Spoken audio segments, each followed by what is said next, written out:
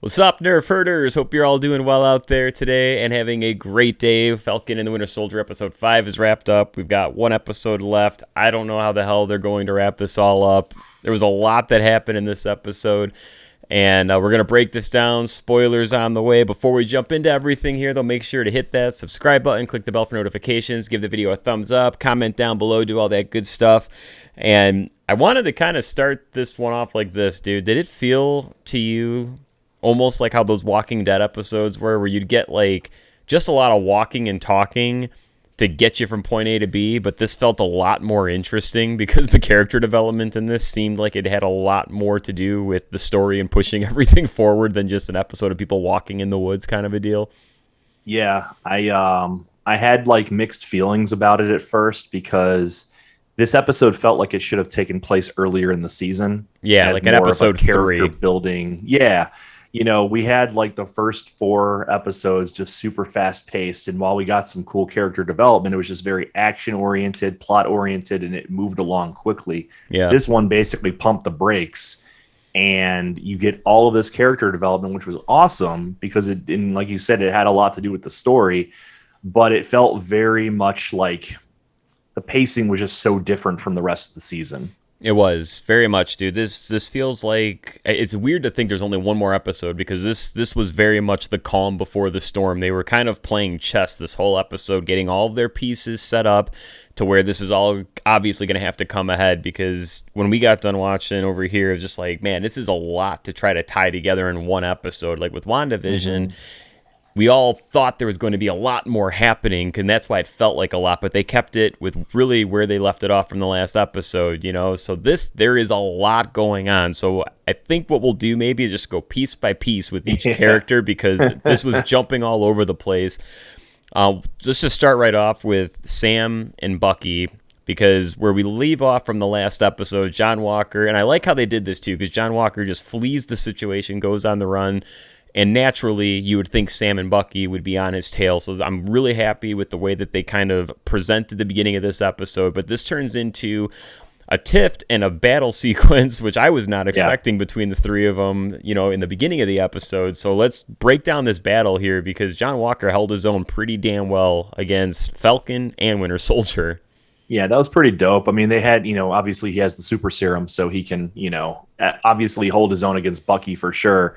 But he kicked ass, dude. It was pretty cool to see him like in that super soldier action sequence, and kind of just see him that fatal 3-way, you know what I mean? Yeah. In the warehouse and stuff. And I mean, eventually, they overpower him, and I just love how they pried the shield right out of his hand, Dude, that was so sick how like they eventually got it out. Like his arm just snaps backwards, the hyper extends, and it's brutal. It got me like thinking back to like the Thanos situation with the gauntlet when they're on Titan, and like they're all trying to pry the gauntlet off of his arm.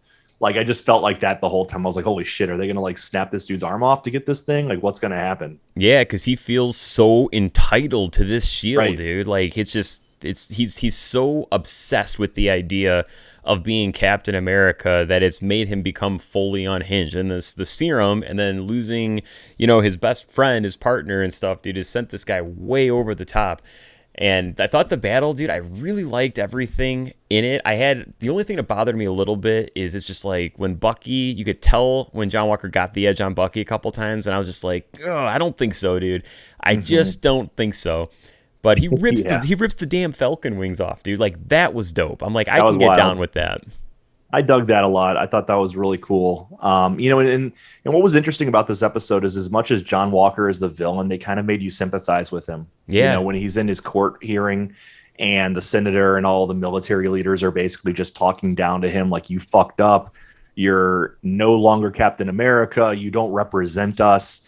He's basically like, listen, you fuckers made me. Like, I did everything you wanted me to do. And just because someone caught it on camera, now you guys want to distance yourself from me? Like, you made me. And I love how they played that dynamic of, like, the real enemy is maybe this overarching, military force or whatever you want to call it. You know what I mean? Like, the man, you know what I mean? Right. No, they played that off beautifully, dude, because we're seeing him unhinged, but we're seeing his perspective. And And that really, you know, when you can get that humanization of a character like that, you don't see that in villains often. But when you got a show like this, you can flesh that out more. And that's why when they made that bold choice with Infinity War to really make it Thanos' movie, even though everything he's doing is crazy, you can make the counter argument in defense of Thanos. Like, you could sit down and have a full debate with that, because they really give you where his motives come from. And that's important for villains. That's what makes the most intriguing villains. The Joker, Loki, all those villains have such an intriguing story because we know their motives. We know where they're coming from. And I think we got introduced to a new villain right after this court scene too, man, because of all people, Julia Louis-Dreyfus shows up, and it's just like, whoa. And they give her this grand entrance. And is this the power broker? Because that's the first thing I thought. That's what I was thinking. Either she's the power broker or she represents the power broker. There's some connection there. I love Julia. Julia Gulia. No. Yeah, dude. Julia Louis-Dreyfus. Say that 10 times fast, dude. I love her, dude. She's such an awesome actress. I'm messing up right now. Actress. And she was awesome. I think that's really cool that they're reaching out to him, like this shadow, I don't know, you can call it shadow government, shadow organization, someone laying in the rafters watching everything happen, you know, and they're going to try and recruit John Walker to get on their side and potentially bring the shield back to them, you know. Right. Yeah, it was an interesting scene, because I loved how she leaves the card and she's paying absolutely no attention to whoever this person is with John Walker. And like in the middle of talking, she just kind of flips the card behind her back, and you're like, oh, okay, she's pulling a power move. But then she walks off, and it's just like, it's blank, because she's like, I'll get back in touch with you, basically, you know. So I thought that was clever. So that's adding in now, you know, yet another character that they're going to have to bring into this fold into the last episode. And then flashing forward with John Walker, because, you know, we kind of see where he gets left there. We see his obsession with everything, but we get to this post-credits scene where he's now putting together his own version of the shield.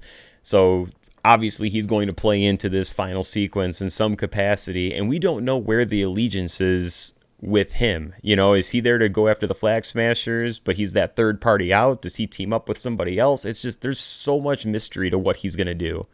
Yeah, I mean, everything's culminating to this big meeting, right? Like this big thing that's gonna, you know, have the Flag Smashers come in, and you know, at the end of the episode, we see that they're just strong as hell with manpower. Oh, so and then cool we have John Walker preparing. You got Falcon now, you know, with what he received from Bucky, that we kind of got the, you know, the kind of the tease at the end as well. We don't know what he got, but I'm assuming it might be new wings. Dude, that was lingering so hard. I was like, oh, show it, please. Dude, it was like a total like Pulp Fiction, bro, where they open the suitcase and it's just like, there's nothing, you know, like you don't know what's in there. It's just a light comes out flashing. Right, dude, right. Yeah, and it was kind of, you know what, dude, so keeping with the Sam stuff, man, I loved when him and Bucky were just kind of chilling out there talking, like almost playing this casual game of catch with the shield.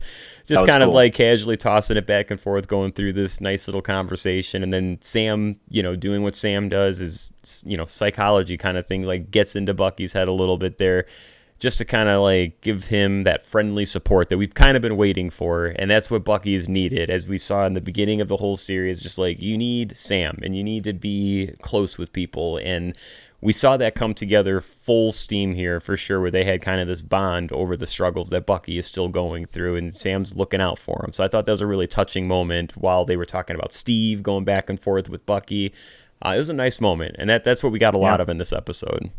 Yeah, I thought they built the relationship even stronger between the two of them, you know, with their conversations and kind of touching base when they're playing catch with the shield, but also when they're working on the boat together. You know, they're working on Sam's family boat, trying to repair it, and you kind of get that just humanity brought to the characters a lot more.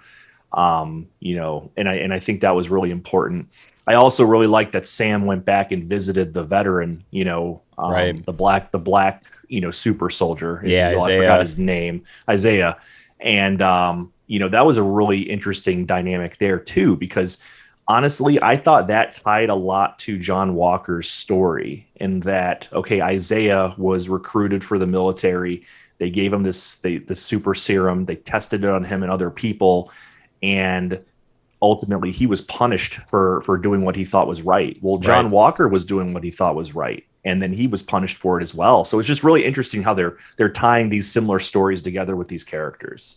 Yeah, absolutely, man. I'm glad that they brought that in because he obviously has a very bitter feeling towards everything, and we learned that he's 100% living off the grid. I mean, he Hmm. should have been dead or been locked up and got a helping hand from somebody that brought him out, and he's living off the grid with everything, and obviously has an issue with the shield and what that represents, because we're talking about a guy that's, way back when, who hasn't been growing with the times and how things have been changing. So he sees the world in this totally different landscape, than what Sam is kind of perceiving everything at present day. But it makes sense because it ties into their stories with everything. So I thought they did really good with that.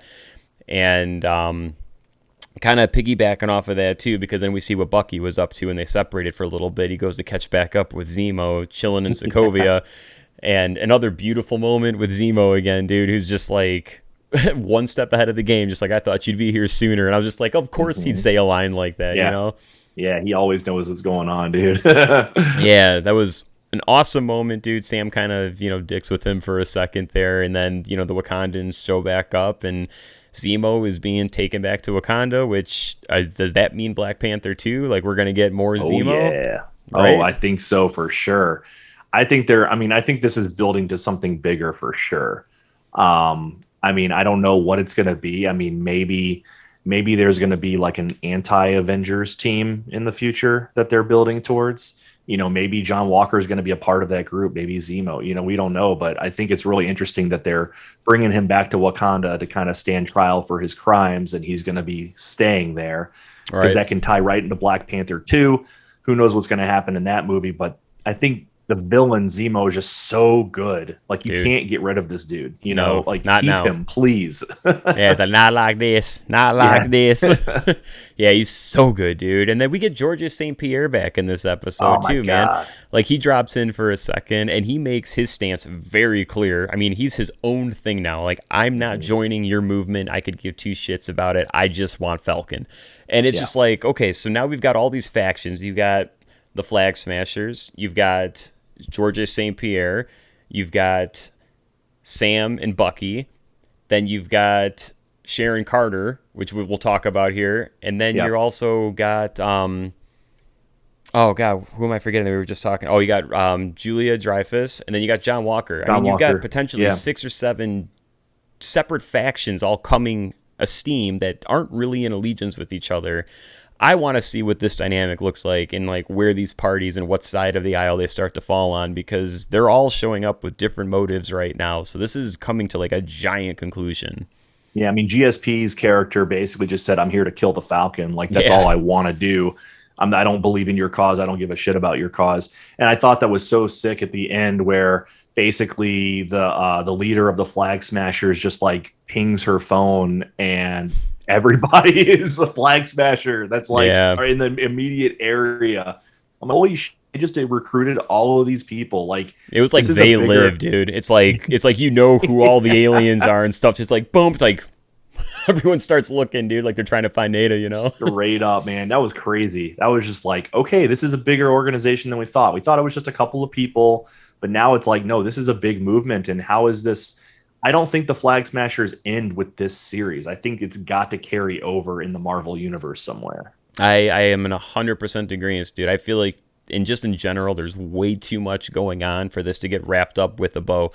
WandaVision wrapped up nicely. It was just like, all right, everything's concluded. Vision is out there doing his thing that we got to catch up with. Wanda's out there doing her thing, and we're going to catch up with it. Fine. That's what you expected. Those are your two people going into it, your two people coming out of it. Well, we went into this, with our two heroes, and we're going to come out of this with so many different things going on. So this is going to be a very intriguing conclusion. Where do you see this last episode going? We'll kind of touch on this quick. I have almost no theories, but I wanted to pinball this just to see if something pops out, Mhm. because they left this kind of high and dry here with not much of a thread.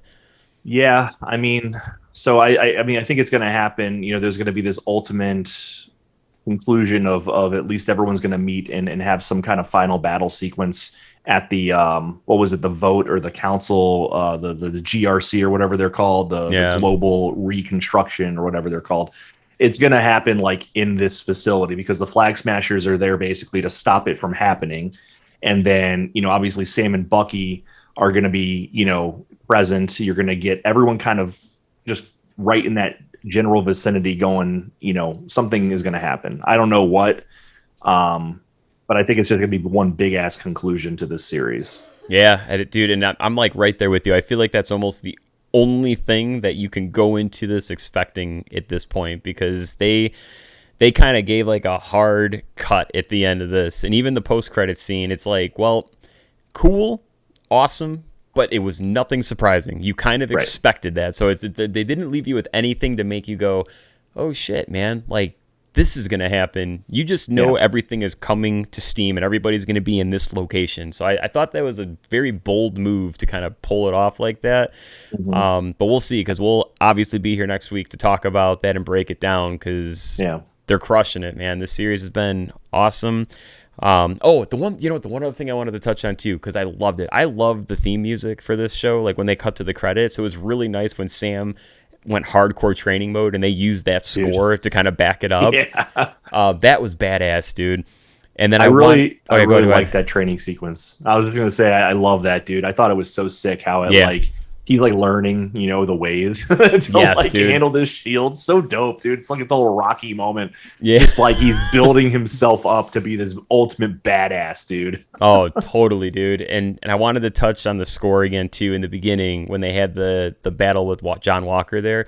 They went back to the Civil War music, dude, when Iron Man and Cap were battling it out, dude. I thought that was really cool that they kind of brought that in, because even though John Walker's not an Avenger and he's not really Captain America, it's still that inner turmoil feel. So I thought that was neat how they kind of had some touches of that score coming back in for that too. I was like, oh, dude, all right, it just makes you feel like you're watching Marvel, man. Like we keep saying, they do such a good job making this feel important and a part of the universe by tying these things in, and those subtle hits with the score keeps everything cohesive. So I appreciate that attention to detail with this show so much. They do such a good job of foreshadowing, dude. Like, I mean, you can go back to watch something like 10 years ago and it's still relevant today, and like to your point, basically Cap versus Iron Man in Civil War is similar to Falcon versus John Walker, because it's similar reasons why they're battling, right? Like we're both on the same side, but we have very different views on how to accomplish our mission. Yes. And that's basically why they were beefing in this movie, is like John Walker did it the wrong way, according to Sam, and then vice versa. So, I mean, I think it's just really interesting how they keep foreshadowing these things throughout these, various movies and series. Yeah, dude, couldn't agree with you more, man. That was beautifully, beautifully put. And can't wait for next week, because we will be back to talk about this finale here. It's going to be exciting. It's hopefully going to be an hour long like we got with this episode, too, just to give us some time. But hell yeah, man. That will do it for the video today, everybody. Again, if you are new to the channel, hit that subscribe button, click the bell for notifications. If you enjoyed the video, drop a thumbs up on this here. Comment down below. We'd love to know your thoughts on episode 5 of The Falcon and the Winter Soldier. Hope you enjoy the rest of your days, and we will see you in the next video.